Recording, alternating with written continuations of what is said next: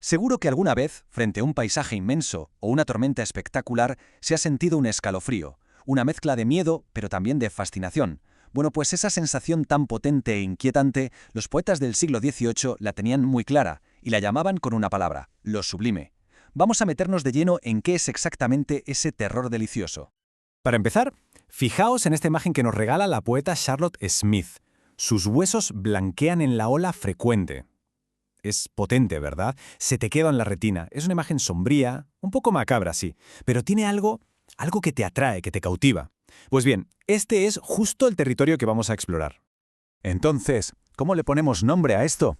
Hay asombro, por supuesto, y hay miedo también. Pero es que la mezcla de los dos crea algo totalmente nuevo, una especie de placer que sentimos justo al borde del peligro. En el siglo XVIII lo llamaban un terror delicioso, y esa es la gran paradoja que vamos a intentar desentrañar juntos. Claro, una sensación tan fuerte no pasó desapercibida. Los filósofos de la época se obsesionaron con ella. Querían analizarla, meterla en cajitas, darle un nombre y unas reglas. Y así es como arranca la gran búsqueda intelectual para definir qué demonios será lo sublime. Para este análisis vamos a adoptar una postura, digamos, cetética. ¿Y qué es eso? Suena complicado, pero es muy simple. Significa que vamos a investigar como detectives sin dar nada por sentado. El conocimiento siempre es provisional. Y como hasta los grandes pensadores de la época tenían ideas distintas, no vamos a buscar una verdad absoluta, sino a examinar las pistas que nos dejaron. Y nuestra investigación nos lleva a tres sospechosos principales.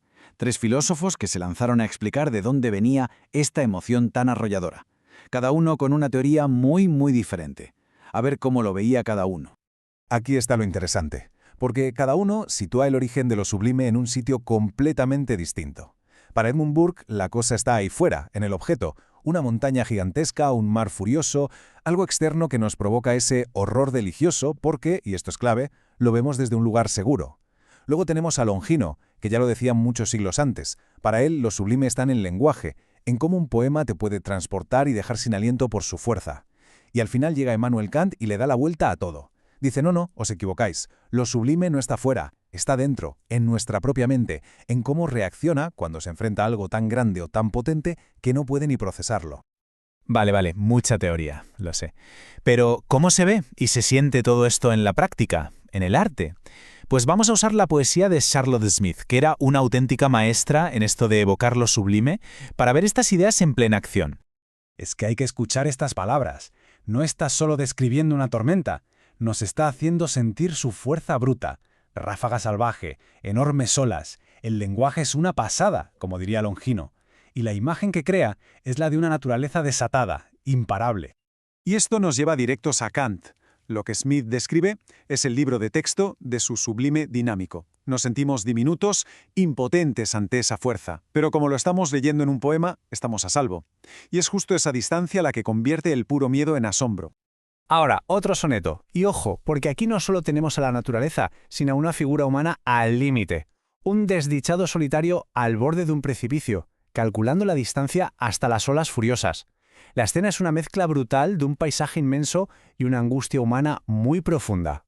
Y esto es genial para entender lo compleja que era la teoría de Kant, porque en una sola imagen, Smith nos mete los dos tipos de sublime.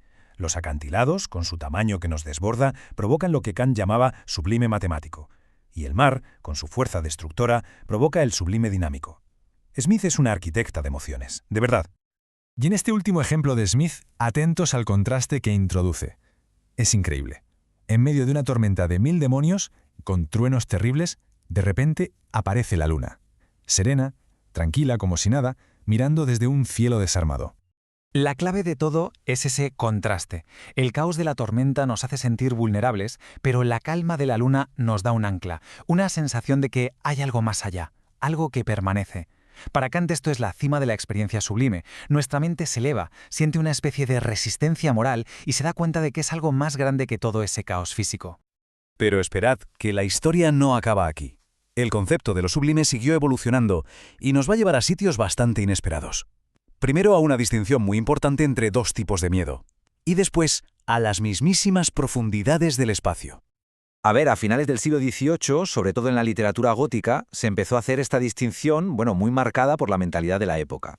El terror, que se asociaba a lo femenino, Es el miedo a lo que podría pasar. Es el suspense, la oscuridad, la sugerencia de algo horrible a la vuelta de la esquina.